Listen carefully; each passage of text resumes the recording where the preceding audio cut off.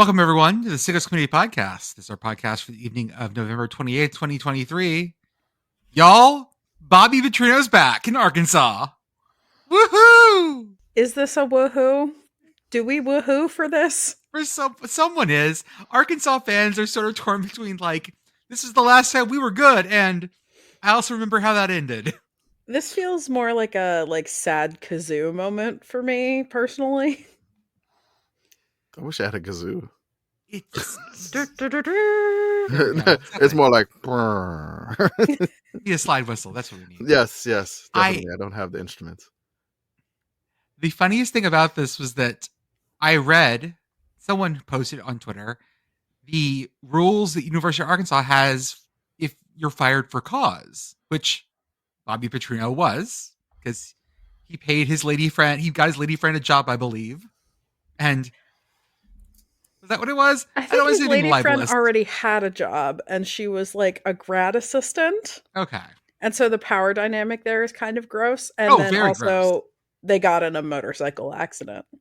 There was also some money involved too, which I think was the more like fireable offense. I think that he was fired for cause though, and at the University of Arkansas, if you're fired for cause, you have to have the university president sign on to your hiring if you get rehired.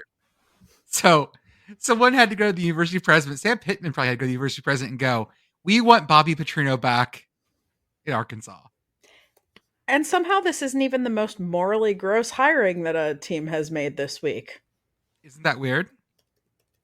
I'd bet that, I think an offensive coordinator hiring, that might be high profile enough that the university president would have to formally sign off on it anyway. I still can't imagine, we're at a point now, I guess, far enough away removed from the original incident where someone walked into the president's office at Arkansas, any president, I don't know if it's the same president, doesn't matter, and went, "We want Bobby Petrino back in Arkansas." And that sentence is so buck fucking wild to me because of how that ended and the absolute misery that Arkansas football had been in ever since then. It's impressive. Yeah, usually you only get back with someone you had a breakup with that bad on like a sitcom. Our friend Catherine mentioned that that said that she had never what's an example for this, and I went, well, Napoleon did make a quick comeback after his first exile before they shipped him off to St. Helena. So this comparable. Congratulations on your 100 days, Arkansas.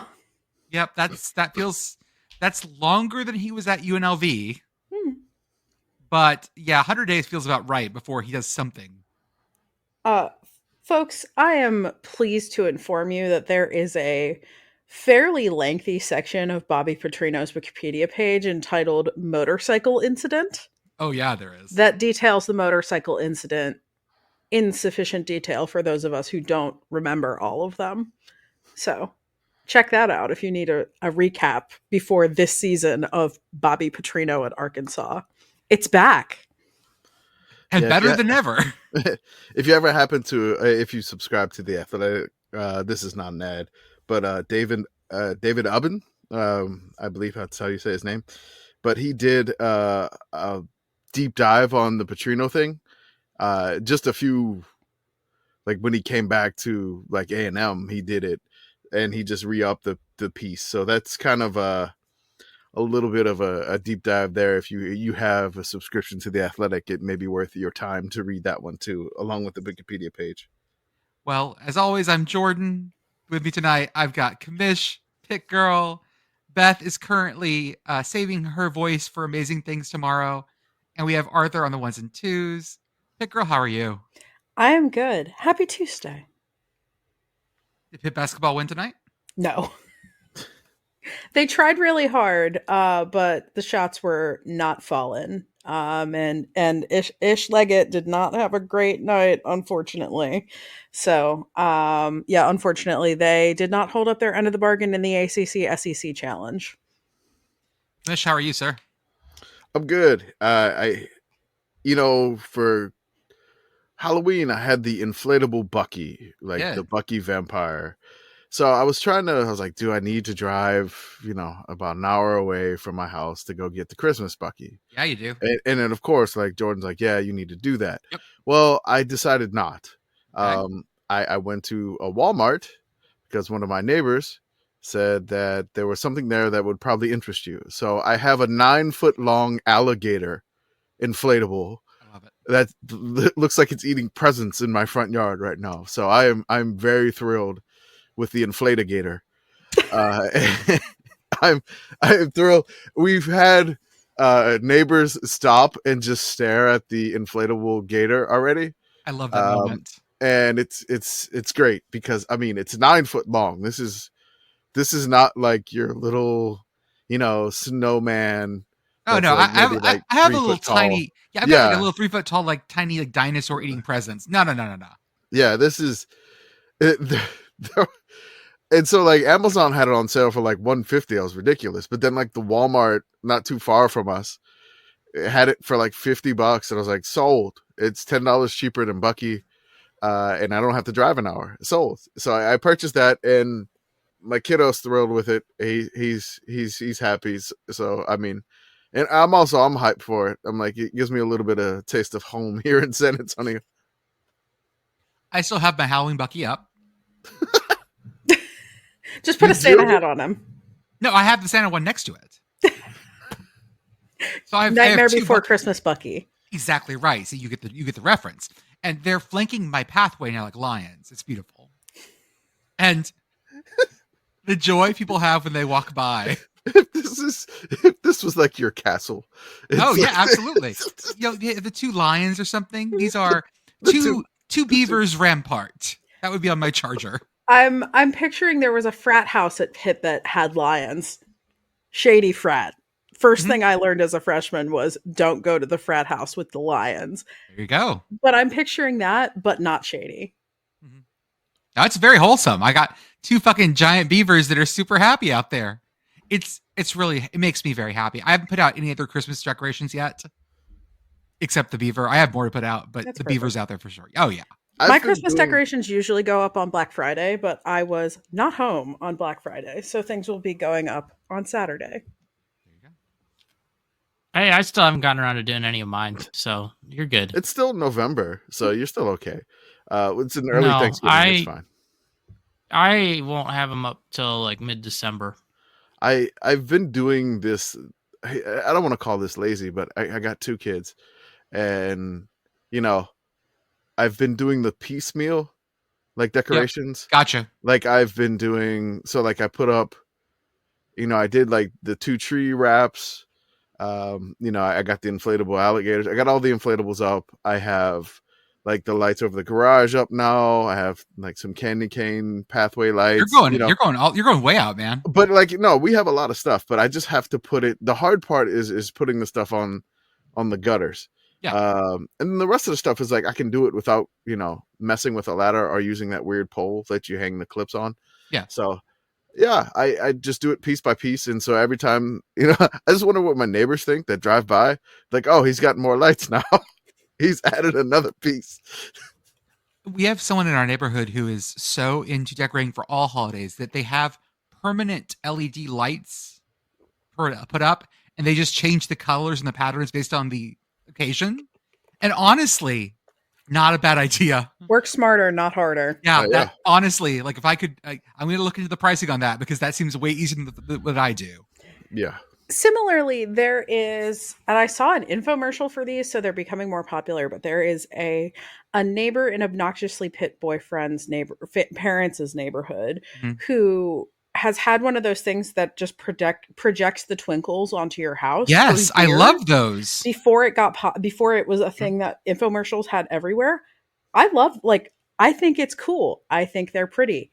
Also a lot less work and a lot less likelihood for you to end up in the emergency room than hanging lights like Clark Griswold. Yep. Also less of a chance of blowing all your breakers doing it. The other college football news I want to open with is that Delaware is coming to FBS.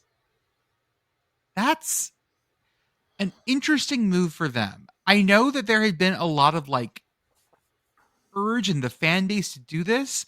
I didn't think they would go to Conference USA, but that sort of feels like the only place they could have gone right now, because there's really not another conference in that area besides like the ACC, which I don't think so. And then who else? The Big Ten, the MAC, like that. It just seems. Now, interestingly enough, I forget who put up the numbers, but Delaware's athletic department and university like faculty like numbers as a university are going to be one of the biggest in the Pac-12. Jesus Christ, the Conference USA.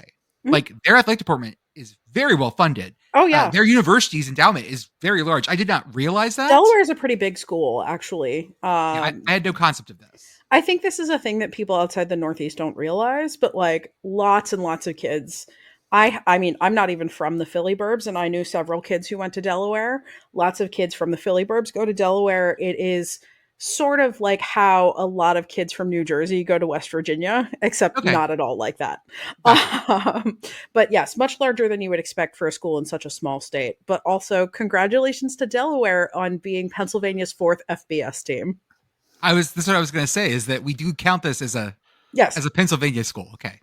Perfect. Yeah, I'm going to be honest, right? I feel like if you ask people not from the Northeast about like what are the colleges in the Northeast, like I feel like most people outside of this region would have no idea at all about, where a lot of kids go, where a lot of stuff happens, because it's not super connected to athletics in a way that like it is in other places, right? Like right. in like the SEC country, what are the big schools because they're the ones that have the big football teams. Mhm.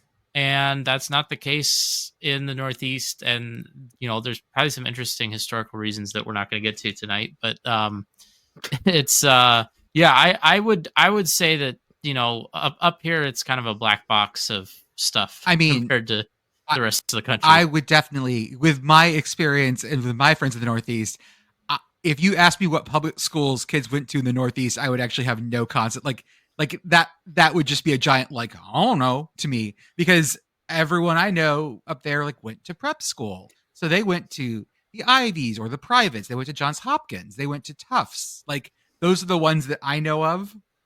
Not like UMass Dartmouth, which a lot of people go to. Mhm. It's just not in my sphere of knowledge. Yeah, I mean, there are just a lot more small private schools here than in other parts of the country, but also small state schools. Beth and I have talked about the PASHE system at length Right, yes. previously. But like the state schools in PA aren't the ones that you think of. And lots of kids go to schools like Millersville and Slippery Rock and Kutztown and Shippensburg and all the other PASHE schools rather than the flagship schools. So that's another layer of this, at least in Pennsylvania, which is one of the larger states in the Northeast. So Well, then there's the whole, I mean, SUNY system too. It's very similar. right? And like how many private schools are like in Minnesota and that whole area too? Like the same thing. Like Minnesota doesn't have a giant. I'm going to say this, and someone's going to yell at me.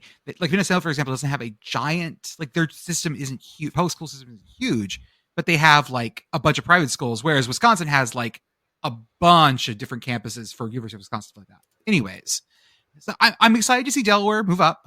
This is going to be next year will be a transition year for them because they're not going to.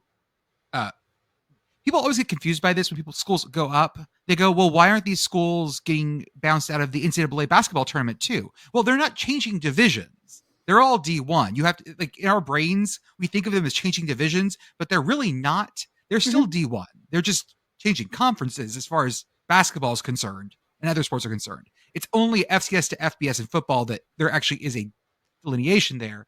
So they won't be eligible for the playoffs next year for FCS, which means that this is their last chance to win an FCS championship. They've won one before, I believe. Gotta check that now. Delaware football. I think so. I think home field had a collection for them. Yes, they have 6 national titles claimed. 5 D2 and 1 FCS 2003. So yeah, that's I'm really excited for them. I know a lot of folks at Delaware were very excited about this. The fan base seems to be like very gung ho about this. So, congrats, Blue Hens. Welcome to a conference that has also Gamecocks, and there are other birds in there too, aren't there? I thought there were other birds. Big Red's a bird, technically. Sure, why not? I did throw together a map of conference, like a driving map of Conference USA as one route, and it did look like an absolute hellscape of Ticket to Ride cards. Like, it looked like the worst fucking draw for Ticket to Ride I can imagine. Have you ever played Ticket to Ride? No. It's Ticket to Ride's great. It's like a very like intro European board game. It's basically about laying trains across the country and creating routes. It's a lot of fun. You'd enjoy this. I'm sure that'll be interesting. Yeah, I just looked up when you were talking about like how many kids go to like Delaware, like it's a big school, and I was like, okay. So I looked at the enrollment. It's like 19,000. Like, holy crap! Off the top of my head, I think when I went to like ULM, it was like maybe 10,000. It's probably about 8 or 9 right now enrollment. That's a really big FCS school. They're probably going to get out of that giant cluster in the CAA. I'm surprised the CAA hasn't announced we're getting 4 more schools because that's what we do. The CAA acts like me when like I get depressed. If I lose something, I'm just going to eat more food. I want more teams. Well, there's like a conference that is slowly dying, which I think Robert Morris may have dealt it its final blow today by going to the NEC. So Bobby Moe is in the NEC. So I don't know. Just in football, right? So Robert Morris is interesting because they were in all like the NEC in everything. Yeah. And they left the NEC a couple years ago. Right. Which, their basketball team has gotten better. They made a lot of investments there, and they moved up to a higher profile league for that. I think they're in the Horizon League now for those sports, but the NEC is not doing so great. And in fact, the big thing with Robert Morris moving to the Horizon League was they had to find somewhere for football. And now the NEC is desperate enough that they're letting Robert Morris put their football program back in NEC for football. Yeah, go ahead. The FCS conference shuffle is a lot more interesting than I think the FBS thing. I agree. Because there is some crazy realignment that's happening, and it's just something that, I mean, really, that's Matt Brown extra points wheelhouse right there. Like the crazy like Division II FCS realignments, because you had 2 conferences that were aligned just to try to get an automatic bid for the FCS playoffs. You had the WAC, and I forgot what the other one, but they formed the UAC. But and then you and then you had the Big South Ohio Valley Conference Alliance, which is, I don't know. It doesn't seem stable on the FCS level right now. There are some conferences that are very stable, like the Big Sky, the Missouri Valley Football Conference. There's others that are just, again, there's a lot of shuffling going around. It's I don't know. It's very weird and interesting to read some stuff about that, because it's not necessarily like, so and so is now in the Big 12, like whatever. But no, you have like a school that's in San Diego in the Pioneer Football League. Like, and also remember though that in the CAA, their football conference is separate than their actual conference.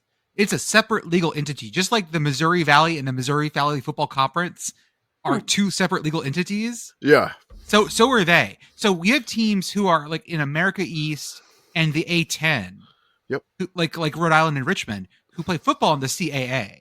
Mm-hmm. There's a big merger a while ago. The CAA is getting, like we said this last week, I think. The CAA is getting unwieldy as fuck. Because they're adding teams to the point now where, again, I think 3 of their teams went to the playoffs and only 2 of them had played. Stuff like that, where we're getting like those really large things, large conferences that are going to have this problem more often. Well, we were talking about Robert Morris, and I briefly went down a rabbit hole because, as I have mentioned on the show previously, my parents are RIT alumni, and that's a hockey school. And Robert Morris was and is in Atlantic hockey with them. But I forgot about this. Robert Morris hockey got UAB'd for a hot second. Did it really? Yeah, Wow. and I knew this and was mad about it and then forgot. On May 26, 2021, RMU announced it was cutting hockey, and then it was reinstated in December and is coming back this season. So, that's a thing. But yeah, the Atlantic hockey is wild because it's a bunch of schools in the Northeast and Air Force. Oh, Yeah, hockey conferences that's a get, whole get other even like. weirder than Yeah. because there's just certain parts of the country, that you want to play hockey. Get ready to travel, basically. Just so we're clear, this is an ECAC podcast. Fuck Mm, Hockey East and mm. fuck what was yours? Atlantic Hockey, whatever Atlantic it's called. hockey. Doesn't matter. Fuck Atlantic Hockey too. We are an ECAC podcast. Jordan just to correct hates you. the troops. This I just do. in Jordan hates the troops. Yeah. Just to correct Both, you, the CAA, both Army and the Air Force are in Atlantic hockey. the CAA got 4 teams in the FCS playoffs. Sorry. So that was Villanova, Albany, Richmond, and Delaware. Okay. And they're all still alive. They are. Yep. So the coaching carousel has spun. Whee! And bodies have flown off. Yes. How fast is the carousel spinning? Now I'm imagining a coaching carousel like those Taiwanese news animations. Yep. Do you guys remember those? I do. Oh, so good. Just coaches flying off the carousel. They've probably done one that actually has a coaching carousel. But Commish. What is that? What is that like spinning thing at the playground? Like it's that metal thing that's on the ground and you just like you run. That's a merry-go-round. It's just called a merry-go-round? No, it's not. Okay. A merry-go-round is the thing with horses. A merry-go-round and a carousel. No, that's a carousel. A merry-go-round and a carousel are the same thing. Is this a regionalism? Are we doing a regionalism yet again? Okay, so I'm looking at the Wikipedia. The Wikipedia calls it a roundabout. No, that's bull. No, you drive on those. A roundabout is a thing you drive around. And then then the picture they used, the file says merry-go-round. Oh, roundabout, British English, merry-go-round, American English, or carousel, Australian English, is the playground equipment we're talking about. Okay. I don't have a word for this thing. Time for us all to take the New York Times dialect quiz again. Yes, I was just saying, I don't have a word for this. I've always thought merry-go-round was on a playground and like carousel was the thing with the horses that's like mechanical and everything. I actually worked on one of those at Kennywood. And the actual carousel there is called the merry-go-round, like that's the name of the ride. Yes. But I never, still after working there for 3 years, I do not associate merry-go-round with I'm gonna tweet our follow. I'm gonna tweet out. What do you call this thing? Hold up. Yeah, just go ahead and do that. And like, everybody's like merry-go-round, Please reply urgently. Because this is the podcast and having a regionalism. Okay. No, this is what I think the coaching carousel is when you like said bodies were flying off of it. That's what I thought. Because bodies would fly off of that. Oh yeah. Yeah. Like I'm sure I've flown off of it many times. That's what it feels like. Yeah. Because it started up a little slow, but then when it got to speed, oh Lord. There was some torque on that bad boy. Like people were flying. Yes. Commish, I want you to tell me about the ULM couch because this is maybe my funniest thing. Pitt Girl, did you see the couch? I did see the couch. Yeah, it's also in the show notes. Okay, there it is. I put it in the show notes because I had to change it. I had to like convert the picture to get the picture to show and show notes because like Google Docs was like, no, you can't have this image format here. But this is the athletic director, the new athletic director who took over in January for ULM when he came from Utah State. And so he's having a press conference and there's a good amount of reporters. Let's say maybe about 10, 15, maybe 20 reporters there that we can see in this picture. And there's just giant like U-shaped couch, like, maroon to match the ULM colors. And all the reporters are standing behind the couch. Like nobody decided to sit on the couch. Now, this is like a weird setup, so I don't necessarily know if they do press conferences here all the time, but like the couch is like really close to where the podium would be. The So spacing of this room makes me feel anxious. Like it's weird. So I don't know if this is like maybe like where the backdrop they have this ULM thing and Sunbelt and like sponsored by the hospital or whatever. There's a giant TV behind there, and like the players hang out on this couch and watch like movies or whatever. In the football lounge. I don't know. I don't know where this thing is. So I was. Could you watch Polar Express here? I think you could. I mean, this it would. looks like a play. Like what this looks like to me is something that one of like the sketchy. How do I describe this place? Like we had these co-ed frats that were known for being very there was lots of brotherly and sisterly love in the houses. Let's put it that way. Okay. And it looks like the couches they had there where they'd have movie night and things got weird. Do not sit on that couch. Things got so weird in there. There would be like 20 people in those rooms and things would get so weird. Anyways, it looks like those kinds of couches. It looks like everyone would plop down to watch, I don't know what the fuck, like old school on that couch. But then everyone's just standing behind it like the couch is too close. It feels like if you were to sit on the couch, you would be kind of too close. And then there's like some cameras there. You don't want your head in the camera shot. But it's just a weird image to put out there that he's doing the press conference. And I know we ULM let go, Terry. You go 4-8, 4-8, 2-10. Yeah. You lose your last 10 and go 0-8 in conference. I mean, there was a couple of heartbreaking losses. You lost by 1 to App State on a walk-off field goal. You lost by 1 to Texas State, which I got to see in person, so that felt good. It's tough. And I mean, they asked the question, which everybody's like, why doesn't ULM go drop to FCS? I'm like, we can't. They can't. They can't do it. There's no option to do that. They asked him that. Someone asked him that. Yeah. And that's the commitment. Like when he got hired, it's just like, no, we are staying FBS no matter what. And I mean, ULM is probably one of the, if not the smallest budget for FBS athletics in the country. And a lot of FCS programs, probably Delaware, has a bigger budget. I guarantee that. Has a bigger budget for athletics than, ULM does. It's North Louisiana. It's not necessarily near too big of any cities. I mean, really with the drive from New Orleans or Baton Rouge, you're looking at about 3, 4, maybe 5 hours. There's not a direct route. 3 hours from Little Rock, 4 from Memphis, or maybe 5 from Memphis, like 2 from Jackson, Mississippi, 1.5 Shreveport. There's really not anything like a giant city in the area. So yeah, it's a tough place to win. It's very difficult. They've only ever made 1 bowl game in their history. You have to play these brutal bye games every single year. Like you have to go get beat up by an SEC team or a Big 12 team every year to just basically keep your athletic department going.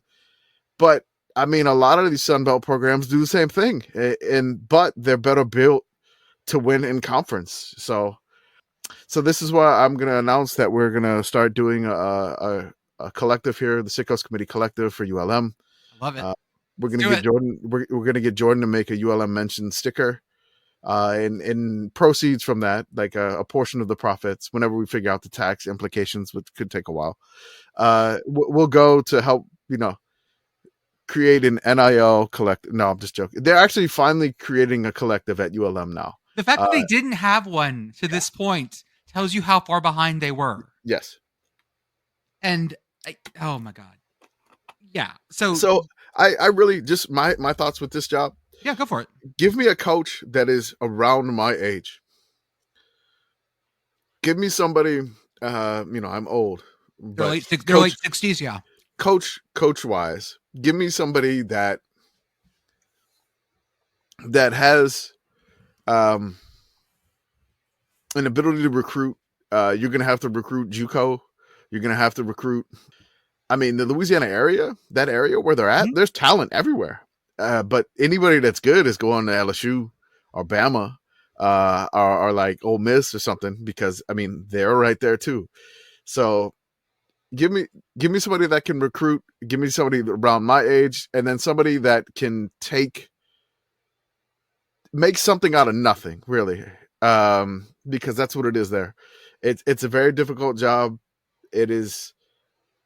I mean, the thing with New Mexico State, what they've been able to do, Yeah.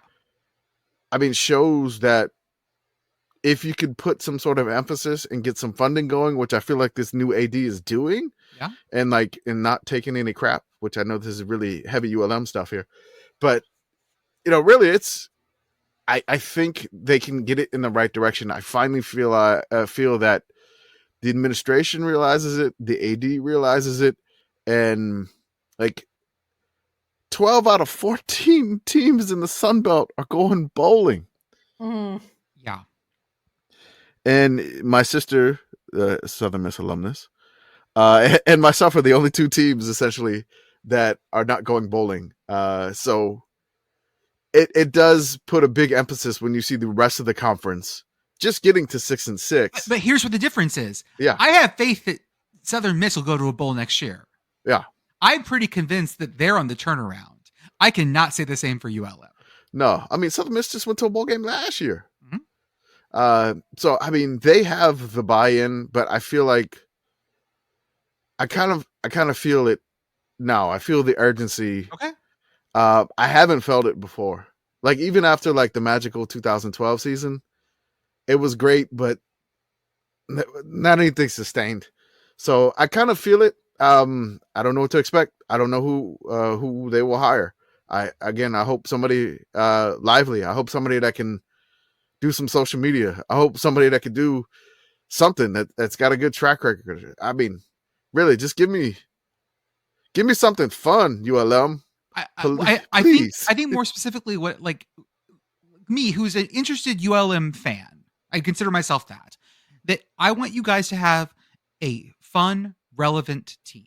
And so what do I want from that? I would like to find either a young coordinator or a young head coach in FCS or even D2. Just put money on someone new and young, and don't try to get an aging coach to come and try to patch this in. Mm-hmm. Yeah. There's no reason why Sunbelt schools can't be like the SEC equivalent of the MAC, right? In terms of region. It kind of feels like they are now, but it's just like ULM is not there. Yeah.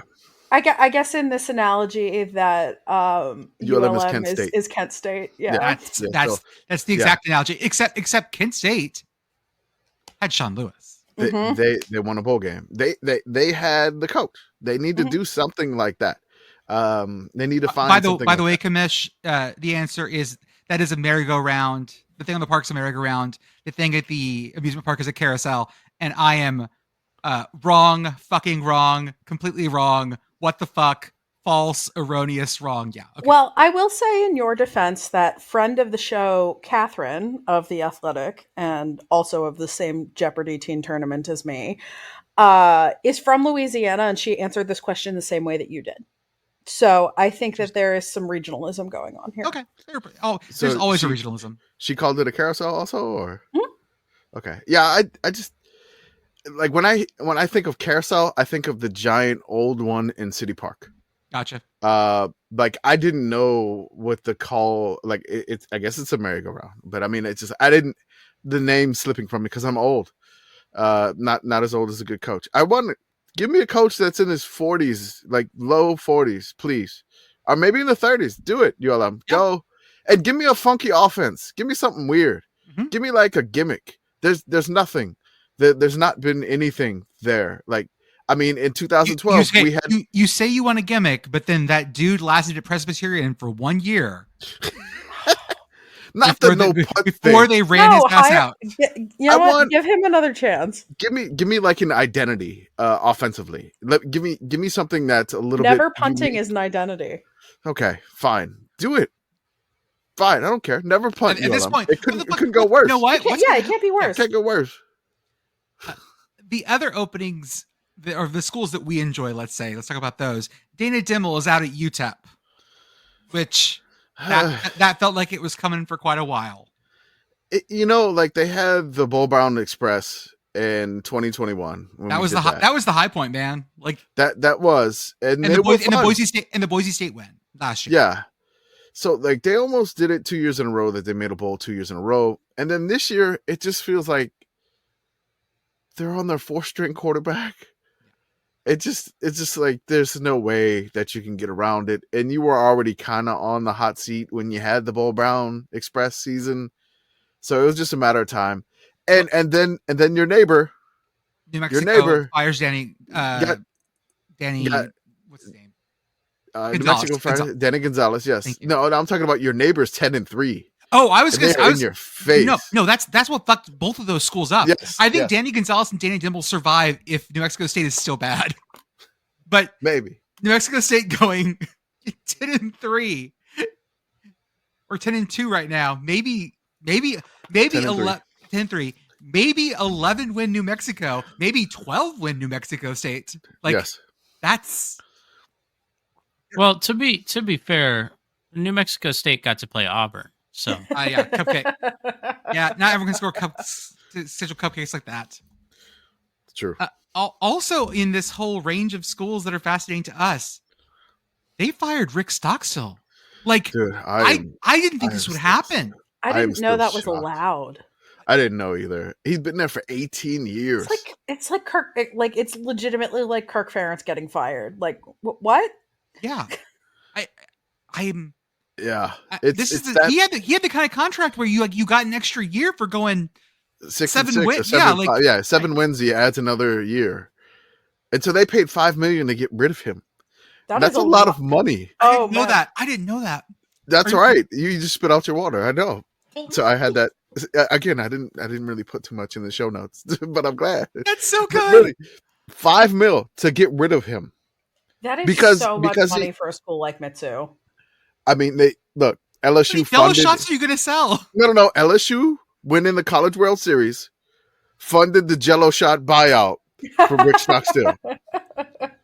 LSU purchasing 68,000 Jello shots helped Middle Tennessee because that's who invented the Jello shot machine.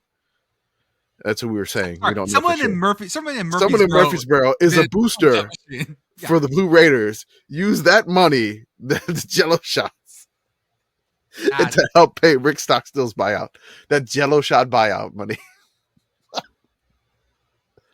You want to talk about an opening that I feel like?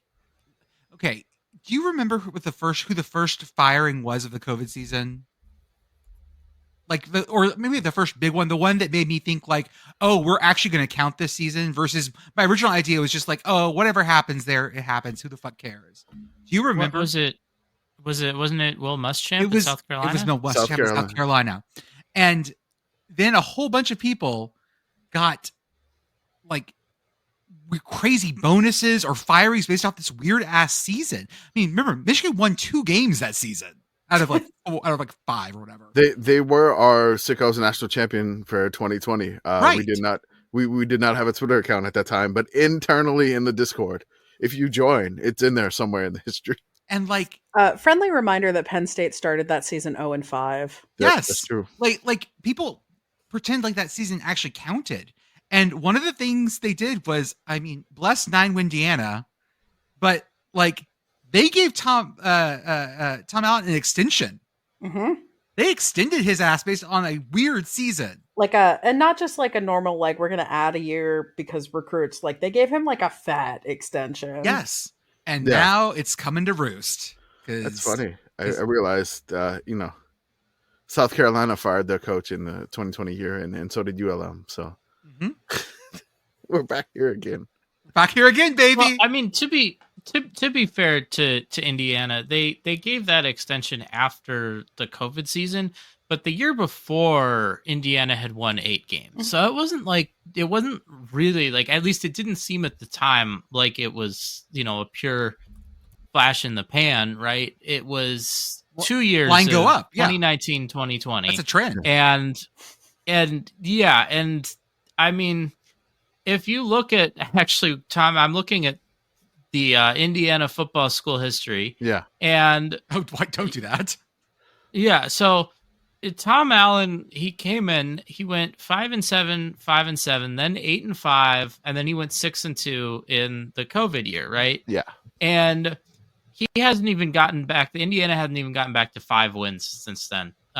They were preseason number 17 in the AP poll in 2021, and they went 2-10. Who? It hasn't been that bad since then. They went 4-8 and then 3-9 this year. Mhm. But it's a weird place to be, because if you're Indiana and you can maybe get a coach that makes your team good, like that's rare. I mean, like, you look, his 8 wins. Oh, if you go back before that, right? Like, how far back do you have to go to get to? I don't even the remember last when time we they did. won 8. I don't remember. I don't games. remember the season we did for best season of all time for Indiana. It was way back, 1945. something like that. Yeah, you had to go back to World War Who's your II. autumn?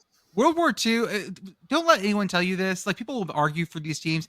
World War II and World War I teams are basically like COVID year teams. You have to take those with a giant grain of salt, because schools with teams were like making shit up at that point. I mean, I would imagine that something called a world war would be disruptive to college football. I'm looking at the Indiana school history now. The previous time they won 8 games, they went 8-4 in 1993. So, like, I get when you feel like you've caught a coach that can win 8 games at Indiana, like, yeah, lock him up. The problem is that he just didn't keep winning after those 2 years. And, some players may have transferred out, one in particular. Let's say, who was there those couple of years that went so well? So look, 2019, the offensive coordinator for Indiana was Kalen DeBoer, who is the head coach of Washington. Yep, there you go. The defensive coordinator is Kane Womack. He was there in 2019 and 2020. Now the head coach of South Alabama. Mm-hmm. So this for the folks that don't know, because they came to college football after this, that was also where Michael Penix Jr. came from. Yes. Although he's from Tampa originally. Who knew? Yeah. So in 2020, 2021, so you're out. DeBoer's gone. Womack's gone. Now you have a defensive coordinator who is now the co-defensive coordinator at UNC, an offensive coordinator who is now a tight end coach for the Washington Huskies, and you go 2-10, right? Yeah. Then your your co-offensive coordinator in 2022, you have Walt Bell, the former UMass coach. Yeah. And then you have an offensive coordinator by the name of Adam Henry. He is now a wide receivers coach of the Bills. So this feels like what happened to on a smaller scale, what happened to Will Healy at Charlotte. Yeah, basically, you're right. You couldn't afford to keep the assistants around, the good assistants around, and you lose those pieces because look, Kalen DeBoer is undefeated right now with Washington, and South Alabama had a 10-win season last year. I believe I don't know if they're 6-6 or 7-5. They're in a bowl game with the Sun Belt, but really, you lose those coordinators, and that's you find those 2 years, and he wasn't able to replace those coordinators with people like that, and basically that was kind of his downfall. Really, I don't want to blame Tom Allen for that. No. But like your coordinators, your awesome coordinators go to amazing jobs, and do well there. And well. I think DeBoer went to like somewhere before Washington. Right? He went to Fresno, right? Yeah. Yeah, I mean, I think we all know that Indiana does not invest in football in the way that other Big Ten schools do. It does seem, based off of what I have seen on Twitter today, that may be changing, and that they are going to be putting together like $3 million a year in NIL money. So to go along with whoever they hire to replace Tom Allen. So, that's something. I'm interested to see, because we've talked before about the whole realignment thing. There are these legacy programs that just get to live in the Big Ten forever because they've been there for 100 years. And Like Indiana can just sit there and go like, oh, we're Indiana. Like Vanderbilt still gets to be in the SEC and collect the paycheck. For now, I don't That's see that sticking forever. Right there. For now. We'll see how that goes. Other interesting head coach openings. Boise State fired their coach. Duke lost Mike Elko to Texas A&M. And Houston got rid of Dana Holgorsen. We lost 2 Danas. There are not many men named Dana left in this country. And 2 of them are coaching college football. No, they're not anymore. Were coaching college football. Yes, they're going to find another job. I'm joking. Dana Dillon will either retire or do whatever, and Dana Holgorsen is going to find another job because he's got to support his blackjack habit. Yeah, I feel like I made the joke about Dana being from Iowa. Yeah. And people are like, this is just a joke. I was like, Dana Dimmel. And they're like, and the people in the mentions, no, it's not a joke. He's from Iowa. Like, yeah, Dana, there is also an offensive coordinator opening in Pittsburgh, and the casino is right there. That would be a lot of fun. And Narduzzi would hate him too. Dana, they stopped letting you park at the casino for Pitt games, though. It's true. You couldn't tailgate. Not if you're the offensive coordinator. Not if you're the offensive coordinator. Dana, you come to ULM. Come to ULM, Dana. Enjoy that. Vicksburg is about an hour drive away. There's like 4 riverboats right on the Mississippi, and Dana just not Dana Dimmel, Dana Holgorsen. Both Danas, bring them both. Come on, come on down the fun row. The idea of the meanest thing someone said is Houston should have just kept Major Applewhite because they were paying him less for the same results. That is the most damning thing I've heard. Like that is just, oh God. Yeah, that was bad. But the jobs that did get locked down, we've had Michigan State hired Oregon's Jonathan Smith. Mississippi State hired Oklahoma's OC Jeff Lebby. Northwestern locked down David Braun. Oregon State just tonight promoted from inside. They promoted their DC Trent Bray. Or Brent Trey. I'm going to fuck that up so many times. San Diego State with my favorite hire. Oh. This is a good hire. Picks up Colorado's OC, Sean Lewis, who was formerly at Kent State, and will at least make San Diego State football watchable. I have talked to San Diego State fans, and they have basically said what I feel, but that program needs to be scoring 60 points a game. It doesn't matter if they lose by 10. But give me the days of San Diego State with Marshall Faulk. We're not going to get that, but no. But they were scoring points that much. I'm not saying they're not going to recruit. But that's what I want, right? Like you have this beautiful new stadium. You have a beautiful new stadium. It's San Diego. Who the fuck thought that winning games 6-9 is going to be what people want to see out there? It's San Diego. It's beautiful out all the time. They'll do something else. You got to make it watchable, guys. Syracuse picks up Georgia's defensive coordinator Fran Brown, which is also a very good hire.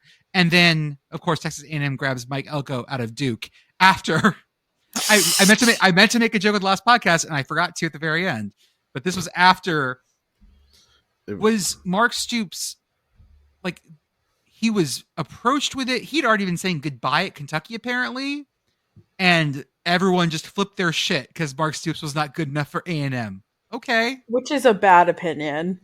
To be clear, that is a very, and I don't mean to sound like the way that this is going to sound, but that is maybe the most casual college football fan opinion you can have. That is you don't know ball. That's epitome of you don't know ball. That is, Kentucky's bad, so he must be bad. No.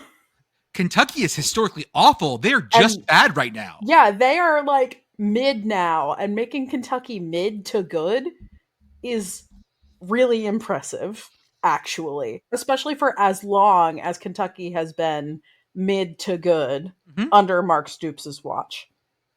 I feel like Mark Stoops is Mike Elko, but with a longer track record. Yes. The other thing, though, is that Mike Elko has ties to Texas A&M, and so he's going to go over better with the boosters. I know that's such a funny thing to want in a coach. Be like, oh, he knows his way around campus. Like he's not going to get lost going to make copies. Like, I mean, he's already Mac Elko's already there singing the songs, and there was pictures of him dancing with everyone, and yeehaw. Look, and then everybody makes fun of the swaying thing. I'm like, just let A&M. Everyone has their own weird shit, y'all. That's part of the fun. Man. Yes, that's part of the fun. A&M has their traditions and their idiosyncrasies. They have all that stuff. That is a feature, not a bug. yes. And it may look weird to you on the outside, but that is A&M, and that's what they like. And we had a man or a woman in a duck costume being lowered into a stadium. Yes. That's just as weird, y'all. Yes, it's all weird and beautiful. Enjoy the great. miasma of bizarreness. Yes. I would like to take a moment to put the serious hat on briefly, if I may. Go for it. Do it. Mississippi State, you don't have to do this. Yeah. You don't have to do this. You don't have to hire a guy who was involved with all the stuff at Baylor when Art Briles was there. Wait, it gets worse.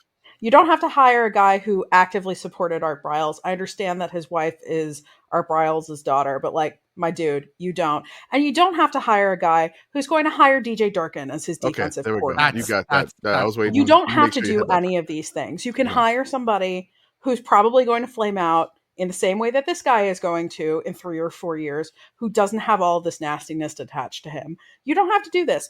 Auburn didn't have to do this. Nobody else has to do this. And it's just very clear that the priorities lie where the priorities lie. And as a fan and as a woman who is a fan, all of this is extremely upsetting. And it would be cool if schools were better. Okay, that's all. Taking the serious hat off now. No, that's yes, ma'am.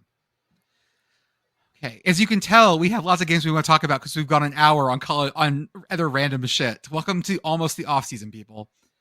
I will do our plugs right now. It is time for our championship poll. Our poll is open until December 3rd. Sunday, yeah. Which is Sunday. So it's kind of like the Heisman ballot that we got it going on here. Because it was open on Monday, but you could submit your ballot on Monday, or do you want to wait till after championship Sunday? You go right ahead. Brian Kelly Kelly has just been like, submit ballot now. Hit submit right now. If you are a Heisman voter, if you are a Heisman voter, you absolutely should wait until after conference championship weekend. I don't know. I feel like my vote for Diego Pavia is not going to change. But like justice for Kenny Pickett and the fake slide. Yeah, the whole rule because of him. Mm-hmm. What more do you want? I mean, a Heisman would have been pretty cool. Yes, that was the championship game. That was the slide. It was the slide. It was great. And everyone watched that, and we all went at the same time. Oh, they're gonna have to change that rule. Like at the same time, we all said that. Somebody's gonna get killed, but it's like, yeah, let's change it. It was too cool. It'll forever live in infamy. It was so cool. What's the thing? It would only work once. Mm-hmm. But it really did work. So yes, do the poll, fill it out. You get 10 picks. And when this is all over, what we'll do is we'll post the results. And then, like always, we do a fundraiser for a food bank in whatever city the school is in or area, whatever it is. We've done this for Nebraska. We've done this for Iowa. And we'll do it for whoever wins this year. I'm not going to put my thumb on the scale. I've already voted. I know what my vote is. I still have not voted. I'm kind of waiting till after championships. No, I'm just joking. I reserve the right to create burner accounts and just vote however I want. Yeah, so we basically do like the food drive, which is great. And if you do vote, and then whenever you do the donations for the food drive, I have some special swag that is not on our store. And if you make a certain dollar donation, which I'll get to it depending on who wins, because it's going to be themed based on whoever the champion is, I will post that and send you some like exclusive swag from us just for your donation. So we appreciate that. As always, subscribe to our Discord or Patreon. For $5 a month, you get access to our Discord, and you also get access to our special podcast, Commish's Corner, amongst other things. We also have a beveling tutorial in there. Yeah. And so if you want to learn how to bevel your own things, and someone asked me for another tutorial on how to do some basic stuff in R. So I am more than happy to post R tutorials in there too for you nerds. Yeah. We Also, you could still participate in the weekly rankings if you're interested in the Sickos college basketball side of things. Oh, yes. So you're welcome to do that. And also, we will like give watches, warnings, and advisories for the bowl games too. We also have our merch store, sickoscommittee.org. Check out our merch there. I'm gonna have to get with you, Jordan, because I want some things for like stocking stuffers or like gag gifts. Got it. And some crazy designs for that. I want to throw that out there. We're gonna do another sale. I'm gonna probably try to time it with like make it like arrive right before the Christmas holiday. So I will definitely try to time something like that. And I made a Sickos puzzle, which is it's a 500 piece puzzle, and it's just like the logo over and over again. 16 logos. It's the most Sickos puzzle to complete, I think. Shout out to Message Board Geniuses podcast. They've been having a great time this week because they've been trying to go through all the message board insanity. We have a YouTube channel. Subscribe to it. Just hit play on the podcast on there and walk away just so we get some watch hours because that'll help us monetize in the future. Check out our Substack as well. We have our synopsis as well as going to have other things that I've already started brainstorming about that I want to write now that I have some time in the spring.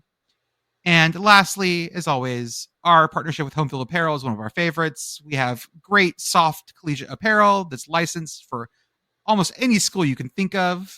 But so like I took them up on their offer, like the Black Friday thing, and used my code. And I bought my wife like she's been looking at this Tulane like ringer one with like the green and like it's greeny fishing, and she wanted one of the Angry Wave hats. It just showed up like 2 days after Tulane beat UTSA, so it kind of felt like a little bit of some spite like, shipping. I like it. Like she was like, "Is this for me?" She's like, "Oh," she's all excited, and I was like, and then she remembered that Tulane beat UTSA. I was like, "Oh God, I'm in trouble." But she loved it. It's great merchandise. So I'm still alive. As always, use offer code yes, ha ha ha yes. That's 3 ha's for 15% off your first order.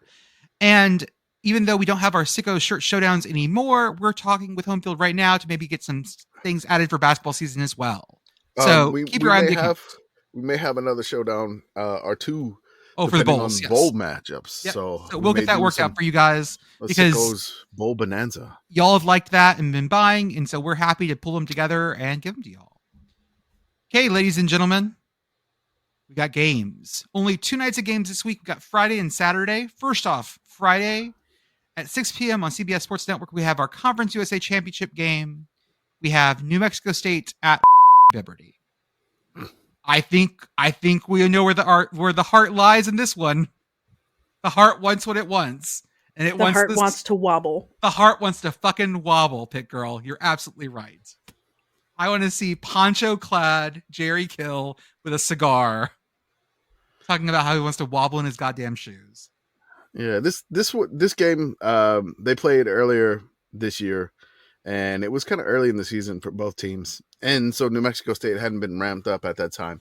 And they were only like 1-2 in the beginning of the year. Their only win was over an FCS team. And, they turned the ball over 3 times. They had a shit game. So they scored 17 points in the first half.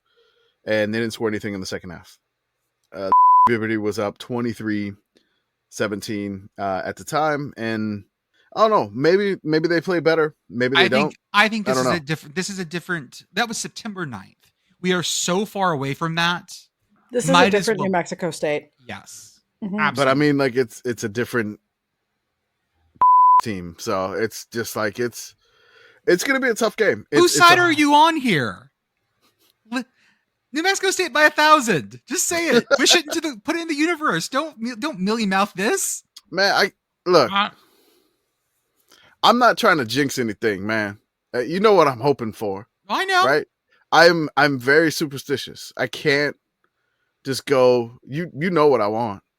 Like I of course I want to see the school that I was lucky enough to visit in person do well. Like the first university to embrace the committee by actually following us I really want to see them do well. And I mean, a 10-win season, this is phenomenal. They haven't had one of those since 1960.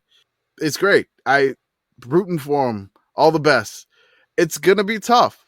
It is what it is. It's a conference title game. It'd be phenomenal if it's funny that either one of these teams just joined the conference and they're both in the title game. But yeah, it'd be great. It would be a huge hallmark for that school, and again, emotional connections with them. So shout out to Joe and everybody that we got to hang out with the first time there. So I wishing you all the best. Next game on that evening at the same time, unfortunately, on ABC proper, it is the Pac-12 title game, Oregon versus Washington. We get an hour of gap. There's an hour gap. There's an hour gap between the start of one and the start of the other, yes. And there'll be a lot more commercials on the other one. Mm-hmm. Oh, I mean, this is a perfect duo box, don't get me wrong. Yeah. Just that I feel like, I mean, right now they're ranked 4 and 5, I think. I haven't looked at the list rankings, but they're very high. This is like a top 5 Pac-12 showdown. 2 great quarterbacks. This is not our wheelhouse, guys. I have nothing to feel except this should be a great game. Mm-hmm. That's all those are real human emotions I have for this. Part 1 was a banger. Part 2 is going to be banger. There's nothing sickos about it. Yeah. No. Watch the game. Yep. No, for sure. I will be rushing home from the NCAA volleyball tournament to get this game on. Let's go. And I did not watch the first time these teams played because I was at a Pitt game, and Oregon, they weren't able to pull out the win, so I'm going to make sure I watch this time, and hopefully those Ducks can get it done. This is in Vegas, correct? It's in Vegas. It's in the Big Roomba. Okay, it's the Big Roomba. Yeah. I guess that's better than having it in not exactly San Francisco. Yes. Oh, way better. Way better. Way better than Levi's Slippery Field Stadium. Yes. It's still funny to me though that this game is played on a Friday night, right? I think this is a 5:00 local start. Yeah, it is. 5:00 on Friday local start. Vegas is specific, so yeah. Okay. I guess if you already have to travel for the championship game, then starting it earlier in the day on Friday isn't too much of a hassle, right? If you've already had to presumably take off all of that whole day to travel in. But I don't know. I just remember when I went to the ACC championship game, it was, I left on Saturday morning and, spent the whole day driving down, saw the game, drove back the next day. So I only had to stay one night in the hotel. And man, I don't know. 5:00 on a Friday just feels a little bit unfriendly to the fans out there who are just tremendous fans. Yeah, I mean, it's because they want people to watch it on TV, which is annoying because as a college football person, conference championship weekend always feels weird because there's no nightcap. It's done at 11. It is. It is a weird vibe. Tickets to this one still rather reasonable. Tickets as low as $45, which if I were in Vegas, I'd be slamming down cash to do this. Yeah, but how many Ducks and or Huskies fans are in Vegas? But I would also be willing to. I mean, it's Vegas, so I can get a cheap hotel room at any time. Flights to Vegas. Currently Googling flights to Vegas. Be careful. Also, I'm going to see what I can do before Friday. Holy crap. Round trips from Baltimore starting at $160. Yeah, it's not in January. Oh no, not January. I'm just seeing round trips from Seattle to Vegas for $130. Yeah. I mean, Southwest flights to Vegas cost absolutely nothing. Hold up. Now, okay. It's the time of the podcast where we Google airline flights. Let's Google flights. The committee Googles things. Is it Portland where they fly out of? They're not flying out of Eugene, right? Yeah, sure. I don't know. Oh, they could. Eugene has an airport, and they have some flights.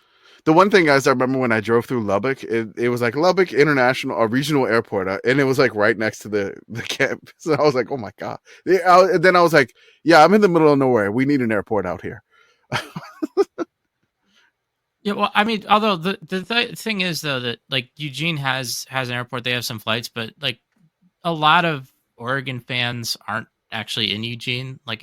It's a sizable city, but it's not that big. So yeah, Portland would probably make more sense. I see 150. And then if it's a title game, And you essentially, you kind of think there is a playoff berth on the line here, the winner of this one, you think? Yeah, no, I mean, I it'd think be worth a trip. Yeah. the committee has basically said that yes, that's going to be that is. No, I don't trust anything they say until I see the rankings. Okay. I don't trust them. Anyways, watch this game. It'll be. I just want to make a plea to everyone right now. Like, don't worry about the committee right now. Don't worry about the playoffs. Yeah. No. Don't do that to yourself, because at the end of the day, they're going to do what they're going to do, and there's nothing you can do about it. But if we look back at what they've done, and we have almost a decade of evidence and history now, like, they've never done anything crazy. Like, for all of the times we hear like, oh, they're going to try to get this team in for ratings, like, they've never done that. So I would not worry about it at all. On Saturday, we have our big lineup of games. The first two at the same time are at AT&T Stadium in Arlington, Texas. Oklahoma State versus Texas, not versus Texas. And then this is in Jerry World, right? Yes, it is. And then at the same time, one of the games that we're excited for is at Ford Field. Yeah. Miami of Ohio at Toledo. We're going to have two people there. We have people. That's we're going to have media we will at the game. We have media credentials for this, and we were approved in like less than 5 minutes. So Toledo and Miami, Ohio have played earlier this year. Yep. Toledo won that matchup. Close. It was a very, very close matchup. This is, in all likelihood, this is going to be a great game because did Toledo win that in a shit game? I don't remember that. I think they did. Hold on. Oh no, I full screen my web browser. How do I? Oh God, escape. They did. Oh, they did. Okay. Toledo won it via shit variety. Perfect. They scored 21 in the first half, up 21-3. Miami, Ohio made it 21-17, but just could not get over the hump. So this one to me is like 11 o'clock. Should be a very tight game the whole way.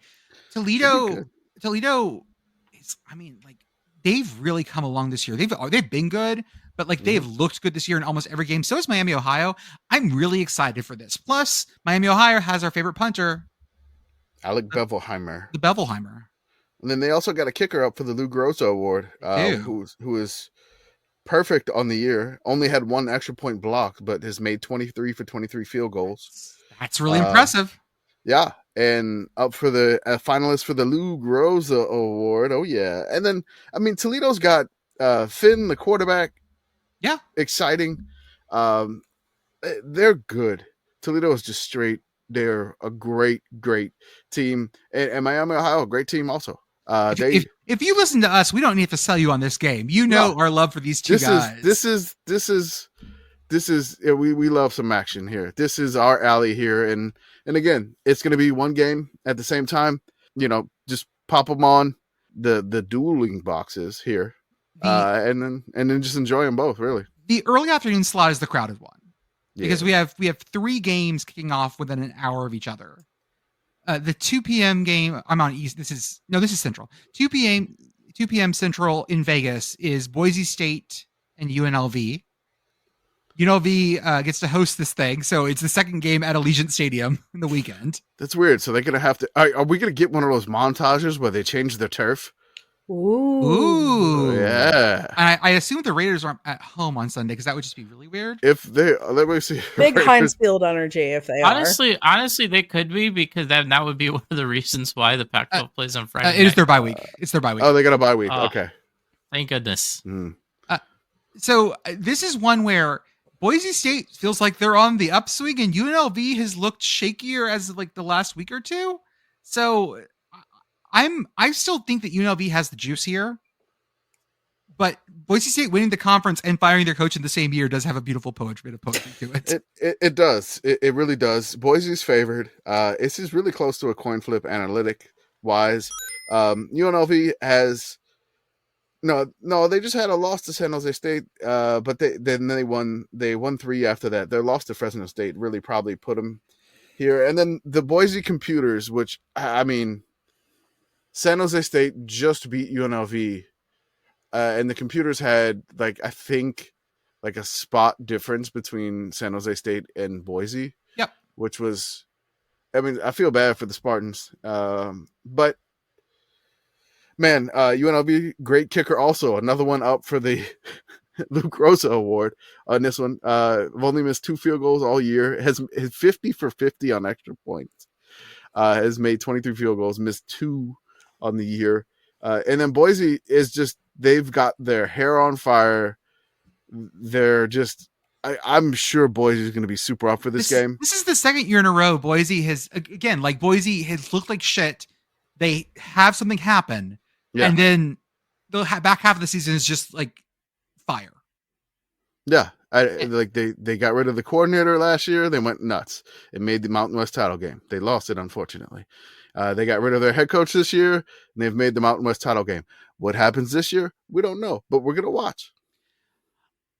That game is on like Big Boy Fox, which is fascinating. On ABC at 3:00 is going to be, I think, the game I'm looking forward to the most that day on Saturday. It is SMU at Tulane. Yeah. This is. I mean, now that's some good American stuff. I said this. Points. I hope you like points. Right. Well, SMU's problem here is that they lost Preston Stone. He's out for sure, so they're going to be on the backup. But that doesn't stop SMU's offense. Now, these are two teams that, yes, can score a lot. Tulane's defense is significantly better than SMU's at stopping the ball. And so Tulane has the advantage theoretically, but like this is, I mean, talk about a uniform matchup too. Can I just mention that these are both some of my favorite looking uniforms, and just everything about this, the vibes that I like for college football. And it's at a campus stadium. I love Yulman Stadium. It's a great place. Like, this is just exactly what I want. So I'm excited for this game. I think that the college football hipsters are very excited for this game. Yeah, this is your hipster choice, here. Right? Because Alabama, Georgia sit on at the same time, and I have nothing to say except that's on. That's a game. Someone's going to win that. I don't have to sell you on this. Yeah. Because that exists.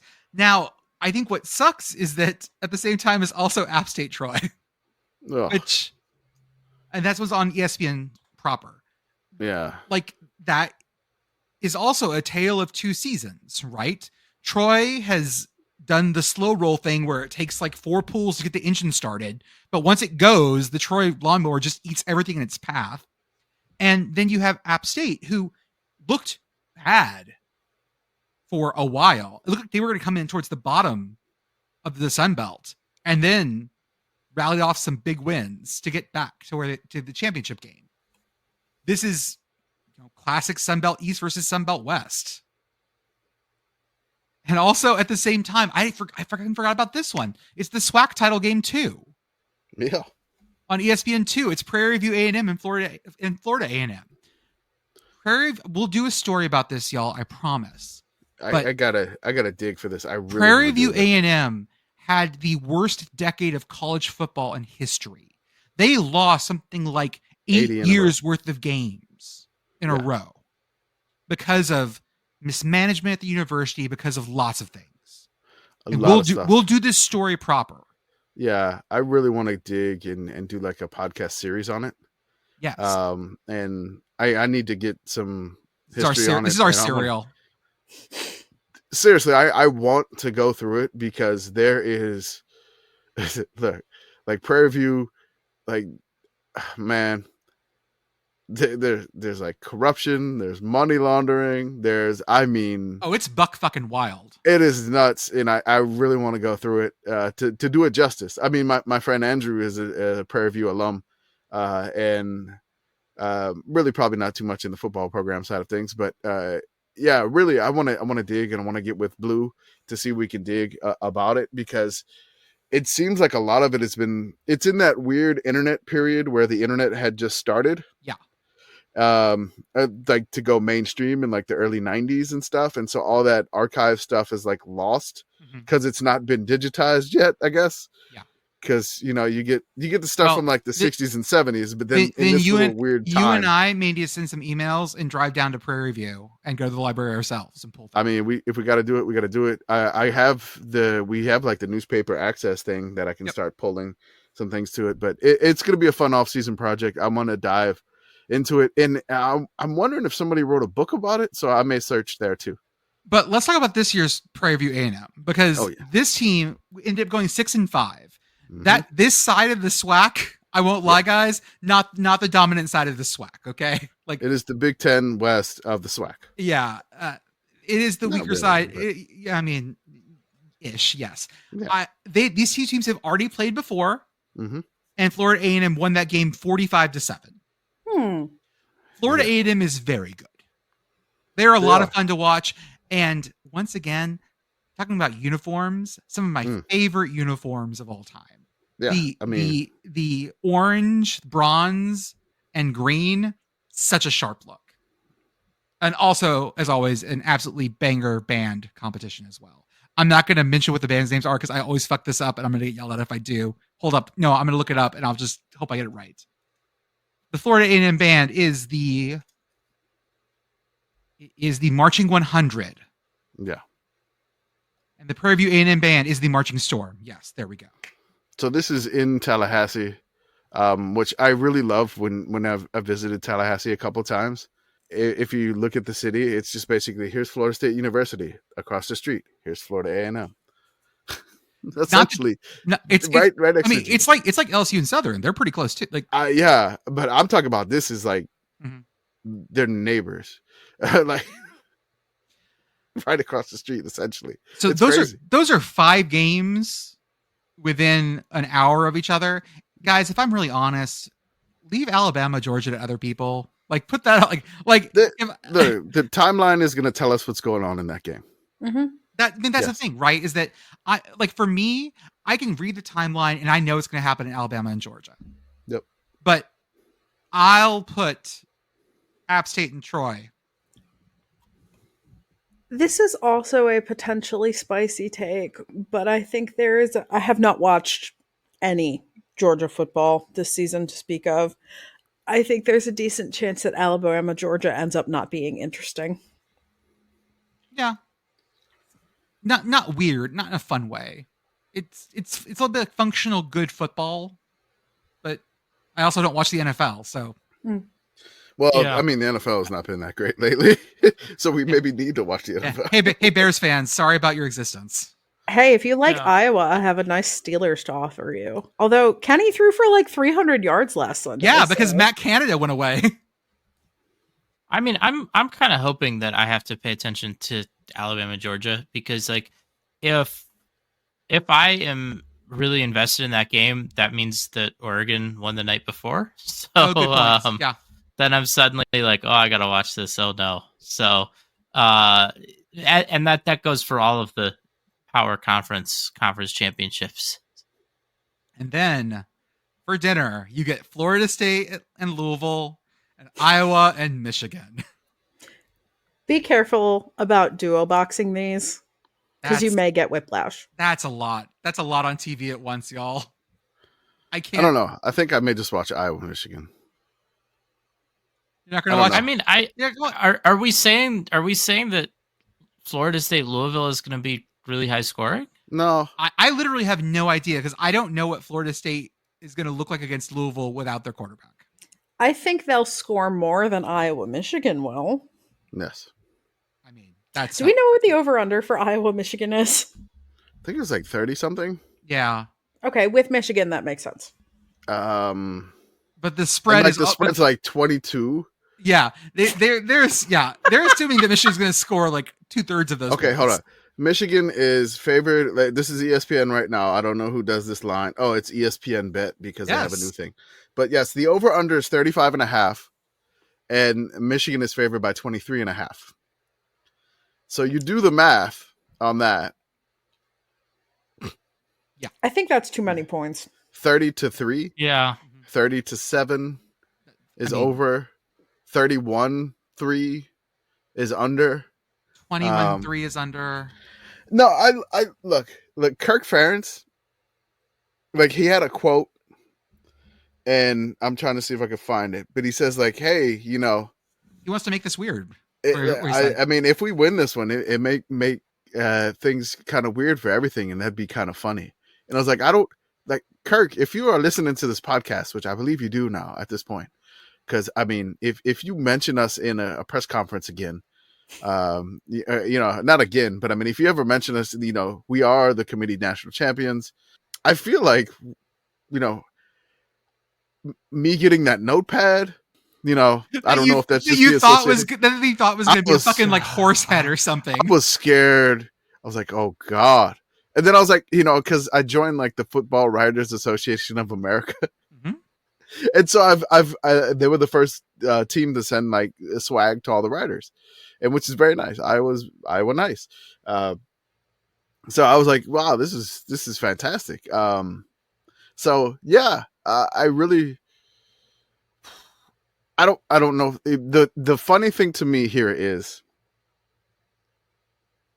Harbaugh was just suspended for 3 games, right? Oh, he's back. I didn't consider that. And he's back. I didn't even consider that. And he's back. And now he's back and he has to play Iowa. Harback. So yes. My baseline for this game is that the only team that is even somewhere near Michigan's level that Iowa has played this season is Penn State. Mm-hmm. And Penn State beat Iowa 31-0. Yeah. Yes. But it was an ugly, rainy Happy Valley. And this is going to be in the dome. Iowa also had a quarterback at that point. This also hits the under. Just want to point out that 31-0 would still hit the under. It would. Did you see what the Iowa bowl projection that is the most common is right now? No. Ole Miss Iowa. Ole Miss Iowa at the Citrus Bowl. Oh God. Lane Kiffin snapping clipboards over his knee because his like high flying offense gets caught in the fucking quicksand of Iowa, and Kirk Ferentz just smiling across there. Throw your headset, Lane. Oh, no, he's gonna destroy so much shit. Essentially, what happened in the Egg Bowl will happen again. Oh yeah. Yeah. Kirk Ferentz on an ATV. It's about adversity.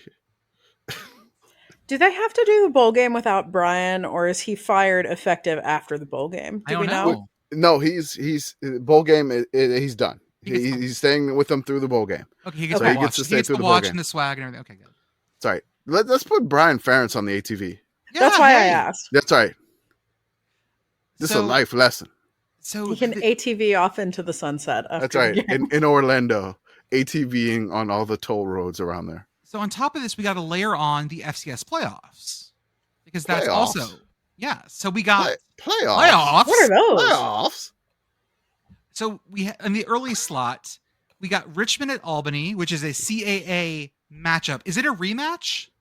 I think so. Let's see how that went with the first round. Albany kind of came out of nowhere this year. This is great. If I type in Albany Richmond, the first thing it does is give me like directions. The second thing is the football game. Thanks, Google. Love this stuff. You know what I want, Google. That's right. You know what I want. No, they didn't play. Okay, they didn't play. So this is a fresh matchup. It's a conference game that they haven't played. I love the names of these quarterbacks. All right, go for it. All right, the Richmond quarterback name is Kyle Wickersham. Ooh, Wickersham. All right. Okay. Love that one. The name of the Albany quarterback, Reese Poffenbarger. So we have Wickersham and Poffenbarger. Poffenbarger. What a name matchup. This sounds like an ambulance chasing law firm. I was going to say Wickersham and Poffenbarger sounds like a hipster farm to table restaurant that makes you drink out of like jam jars.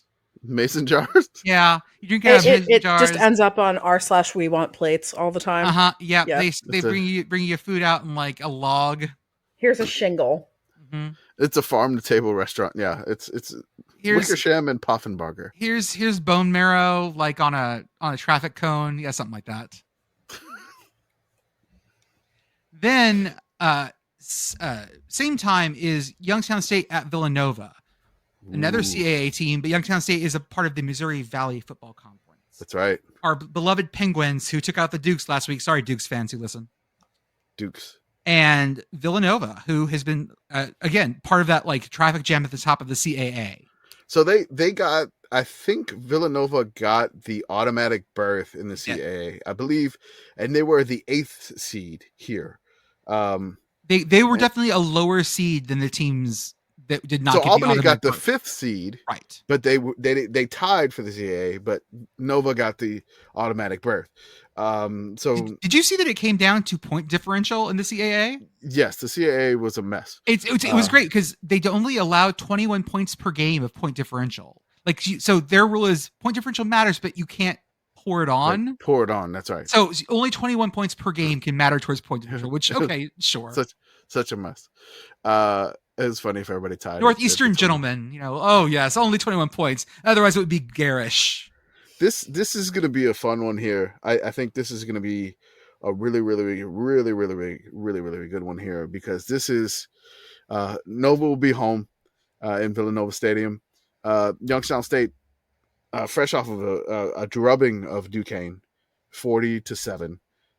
Youngstown State has beat a good amount of teams or come close, and really, they were the only team that played Ohio State close. Of all the weird ass statements to say, like yes, you're right. Like Penn State, Michigan beat them, and then like nobody really got closer to them except maybe Maryland a little bit in Wisconsin, but they played them, and Ryan Day was complaining about the clock rules. So the Penguins, they're feisty. They have not. They lost to like Northern Iowa, to South Dakota. They beat the Salukis. They beat you. They felt like sort of in the top middle of the very strong Missouri Valley. I feel like both of these teams are going to be kind of evenly matched, and this should be a fun one. By the way, Kyle Wickersham's from Metairie, Louisiana. Yeah, he went to Archbishop Rummel. Oh, rival school. Boo. There you go. at noon. By the way, these are all on ESPN Plus. UT Chattanooga. They like to be called Chattanooga now, and Furman, the true FU. Right. As FU much all the time. As much as FCS has sort of become this very northeastern / Mountain West / West Coast thing, this is still like a Southern Classic game for these two teams. This one, like, it's at Furman. Both these teams had decent years coming into this. I don't know. This is like a good like noon game that I'm just happy to have on. I'm curious to see what Furman does because they had a bye week after they had that embarrassing loss to Wofford. Oh, I'd forgotten they didn't have to play last week, so they got to course correct. They had a bye, so they got a 7 seed instead of a 2 seed. They got a bye after losing to Wofford. Lost the fucking Wofford. Does that wake up the Paladins? I think so. And then they take care of business against Chattanooga. I don't know. And then after that, guys, it's just banger. I mean, they're all bangers, but like banger. Sacramento State at South Dakota State at 1 p.m. Great. No. Sacramento State at South Dakota. That's gonna right. fuck this up plenty. Like they're at the Yotes. Yeah, gonna be a great game. This is the classic Big Sky Missouri Valley Conference. Like, what more do you want? And then this feels like the Big Sky versus Missouri Valley Football Conference to me feels like Big Ten SEC. Yes. FCS level. Mm-hmm. It feels like that. And the Big Sky is trying to break through to break the Missouri Valley Football Conference like stranglehold on the title basically for like the past decade plus. James Madison snuck in there and Sam Houston snuck in there. But basically the Missouri Valley Conference has won almost every single title thanks to North Dakota State and South Dakota State last year. So this should be a good measuring stick because Sac State, I mean, they beat Stanford. They snuck in. They beat North Dakota last week. Now they go to South Dakota. This is going to be fun. This one is outdoors. No, South Dakota has a dome. That's right. I think South this Dakota is State's the only one that doesn't have a dome. That's right. Who has the Dakota Dome is North Dakota, I think, right? I believe so. Okay. South Dakota. Maybe this one. I don't know my domes well enough, which is surprising because I should know that. I do want to say it is the Dakota Dome. Okay. I had it right. All right, perfect. I do want to say, hey Mercer, I'm glad you won your first playoff game. We're real proud of y'all. They're going to go to South Dakota State this week. Sorry. You want to see a body? Let me say it one more time. Have Mercer. Yeah. Oh, this is Have you guys seen the South Dakota State mascot? It's Jackrabbit. Okay, Yes. but have you seen the costume mascot? Yes. Yeah. He's got the backward hat, like he's like super hip and cool. Yes, yes. This is just the last thing you're gonna see before things go badly. Mercer is just that dude right there. He's coming for you. What's the name? Oh, I don't know. Mascot. Is it like I Jack like or how something? he's a rabbit, right? And so he should canonically have very large, like thumpy feet, and he's just wearing sneakers. Just like normal person size sneakers. He is Jack the Jackrabbit. Jack the Jackrabbit. It makes sense. That's you can do better than that. Jack the Jack. Okay, anyways.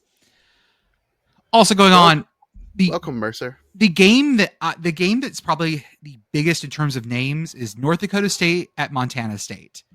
Again, Missouri Valley Conference versus Big Sky.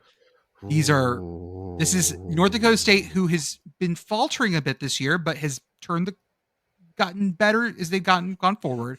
And Montana State, who lost for all of the Wild and was a big deal, but now are coming back. This to me is like the biggest. Like this, it's appropriate that this is on at the same time, almost as Alabama Georgia, because this is pretty damn close for FCS, and I'm very excited about this one. Pitt Girl, you said that we don't get much after dark action, but we do have 2 late night games. We have an 8 p.m. Central game, Delaware at Montana. The Blue Hens go to Missoula. Have fun with that, Delaware. No, this is when I love, like, when you get the weird, like, second round quarterfinal matchups. You get the weird, like, matchups where you have, like, the East Coast team that is stuck traveling to, like, Montana. Outside weather in this weather. Guys, 25 with snow showers. Okay. Oh, hell yeah, that is on the quad box for sure. Snow showers. We do love a snowball, but it is currently 25 degrees here, so not that much colder. It's currently 15 in Missoula. Yeah. And then the true nightcap for the night. It's the Kibbe Dome after dark. The Salukis are going all the way to Moscow. And they kick off at 9 Central, which should put it past midnight. So if you need to stay up watching something, this is your choice. Sorry. If Florida State and Louisville and Iowa and Michigan end up being a complete duds, this will happen about 2 hours in. You'll know by then. You'll have Delaware, Montana, likely snow game. And you'll have Southern Illinois and Idaho to keep you warm for some football, which is, man, Kibbe Dome after dark. I am thrilled for that. It's a lot of fun. Oh man, the Salukis and Vandals. Ooh. We also have the D2 quarterfinals during the day. Yeah, and then the D3 quarterfinals during the day as well. So lots of stuff in D2. I'm looking at it right now. Slippery Rock and Kutztown. That's a big local rivalry, so that should be a very good one. Yeah. Did I say it right? I give it another try. Kutztown? Kutztown. Also, Slippery Rock and Kutztown really aren't that close to each other. They're both in Pennsylvania. Okay, you saw how far I have to drive home? Yeah, that's fair. It's in the same goddamn state. So, yes, they're close together. They are both part of the Pashy, so I will give you that. I'm curious to see Harding and Grand Valley State. Harding's undefeated. Grand Valley State, 1 loss on the year. Really curious on that one. And then can the Colorado School of Mines continue their dominance over Central Washington? I have a feeling that they will take out Central Washington. I wonder if it'll be snowy there too. Check the playout. Could be. I'm now looking at the D3. Yeah, I'm going to see what D3 looks like real fast for our D3 heads. So you got Wisconsin Whitewater and Wartburg. Then you have the Randolph-Macon versus John Hopkins. 2 teams undefeated. You have the Cinderella story of Alma. 12-0, taking out Mountain Union to face Cortland. Another who's 11-1. That's crazy. And then you have I don't even know. I'm trying to look at this team's name. Sound it out. No, it says N Central. I'm like, what? Oh no, it's North Central. North Central. Okay, and then Wisconsin Lacrosse. Then we also got Wisconsin Whitewater, and I already said Wartburg. But yes, North Central won the title last year. Look, I'm looking at all the records of these teams. Mm-hmm. Like, there's nobody worse than 11-1 here. No, it's 11-1 versus 12-0, 12-0 versus 12-0, 12-0 versus 11-1, 11-1 versus 12-0. The unfairness of the lack of at-large spots in the D3 playoffs, it really only hit my radar this year, but apparently they've been screaming about it for a long time. And this is why there's so many D3 conferences that sponsor football. And so it's basically all the conference championships. And I think we said 3 or 4 at large. And usually one of them is one of the Wisconsin schools. Oh, so, I can't wait for this problem to come to FBS. Oh yeah. This is what we want, right?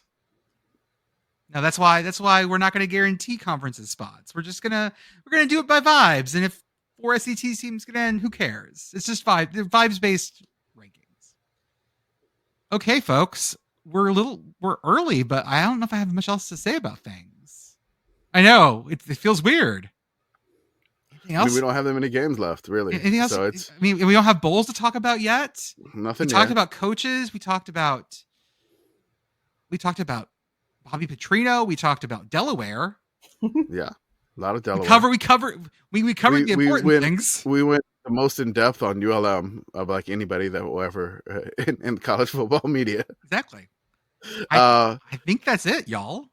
I mean, really, this is kind of the account's gonna still have fun. It's not gonna be. Look, I'm tired, man. This season has been rough. Like, for real, like the regular season, keeping up with so many games going on at one time, I feel like we've reached kind of like the vacation mode. And two children, mind you. 2 children this time. You added Zoom coverage. That's the problem. Added somebody in the off season, which you got someone in the transfer portal. I grabbed somebody out of the transfer portal. So this season was a little bit rougher for me personally. I'm gonna call that area on a woman the transfer portal from now on.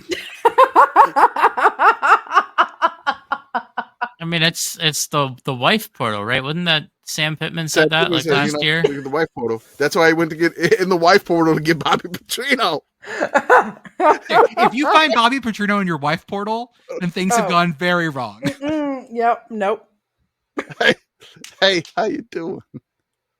I wonder if Bobby Petrino is doing the quantum leap thing where he has to like retrace all of his former jobs.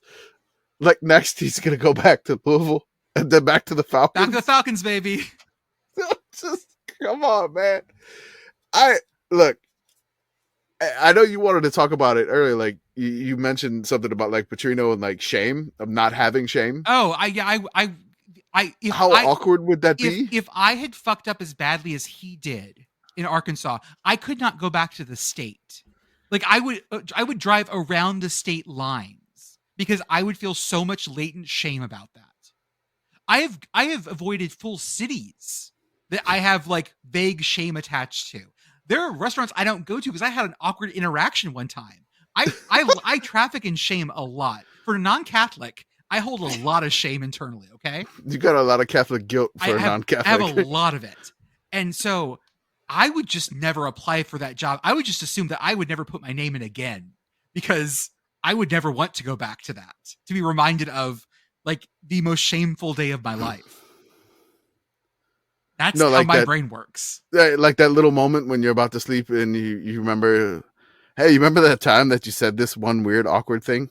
Aww. And then now you can't sleep and you're like, oh, God, why did I do that? And Bobby Petrino gets to sleep well and soundly. Sleeping well, soundly. Hey, we don't know that for sure. We don't. What about Bobby Petrino makes you think he's self-aware? I don't think he's self-aware. I just think he might not sleep that good. Well, he's 62. He has to get up to peep every so often, but that's about it. Melatonin. I don't know, but it helps. But no, it's just look. Like I hadn't been back to like Monroe in like almost 20 years or whatever, and it's just like I don't know, like going back to that city would be crazy to just show campus whatever. Like nothing like bad happened there, but it's like I hadn't been back in so long and hadn't really stayed in touch with anybody there. It's just like I just show up, it'd be weird, and so like it's like a decade since this occurred, over a decade, and he's back. It's a weird psychological thing that I don't know. I mean, you're a football coach. You're just like, whatever. We just had an interception. We got the ball back. Let's go. Just like you have to have goldfish brain to do football. You have to have a memory of a quarterback. I really do think you got to have goldfish brain to do this properly, because if you hold on to things very long, but that's fine. Like, I'm not meant to do this very clearly. I feel shame. I have memory, and I get that that's not useful in certain situations. I get that. The other thing the other weird thing I wanted to pull up was that, do you know what the Harlan Hill Trophy is, guys? Yeah. The D2 or D3 Heisman, right? I saw this on Twitter. D2 Heisman, you yes. posted it, yes. And because the Harlan Hill Trophy is done by the GAC conference, which is the Great American Conference, I think, what they do is they announce the finalists and announce it on 103.7 Little Rock, which is a country music station in Central Arkansas. That's the place to get these finalists. So if you're looking for that announcement, that's where it is. That's the only place it exists. There's been a lot of complaints this year because the D2 playoffs are now like behind a paywall, which really sucks. And the viewership is way down as opposed to last year when they were on like ESPN Plus and things like that. And a lot of D2 programs are very angry about this because their players are not getting the looks. I mean, I will say that I watch less CAA football because I don't want to fuck with Flow Sports. So I just watch less CAA football, even though I would love to watch those teams. Mm-hmm. I'm just not going to fuck with Flow Sports. And it's the same thing here. Like, I'm not going to add something else to this. And so there have been a lot of complaints that NCAA has been fucking over D2 football and viewership and just audience exposure. And people were saying that this was part of the same thing, but no, this is just because of weird contractual obligations. Yeah, it is kind of weird though, because I do, and some of this might be a function of the fact that I live in Pennsylvania, right? But I do feel like it's very like D1. D1 is obviously like big, huge thing, right? Course, yes. But then it's like D1 and D3, and like D2 is like the Oreo filling in a standard Oreo, where it's just very thin, and we don't which is crazy because D2 is such a huge history in Pennsylvania, right? It's a great team, but just persona non grata. Yeah, weird. Okay, folks, I think we've complained about things enough and talked about weird things enough. So we will wrap it up here, and we will talk to you guys after conference championship weekend. That's right. Sunday. Everybody get ready. Get ready. It's about adversity. It's a life lesson.